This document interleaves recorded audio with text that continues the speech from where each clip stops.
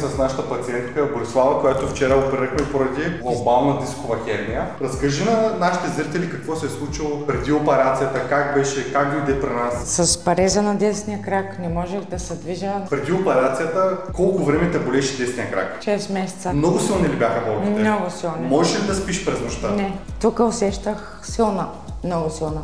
Болка, куцах, нямаше го, просто го нямаше крака. Всякакви инжекции, всякакви обезболяващи. Плачех се крака, като инвалид се чувствах. Много зле се чувстваше. Много зле. Като дойде при мен, аз се спомням, ти куцаше. Куцах и плачех. Не можеше да ходиш. Не може. Как се чувстваш веднага след операцията? След операцията, супер.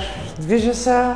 Нямам абсолютно болки, нямам нищо. Много съм доволна. Искаш ли да дадеш някакво съобщение на нашите зрители, които имат същите проблеми като теб, които куцат, имат дискова херния? Да не се страхуват, да се доверят на операция. Да не се инвалидизират. Да, защото си правят по-зле.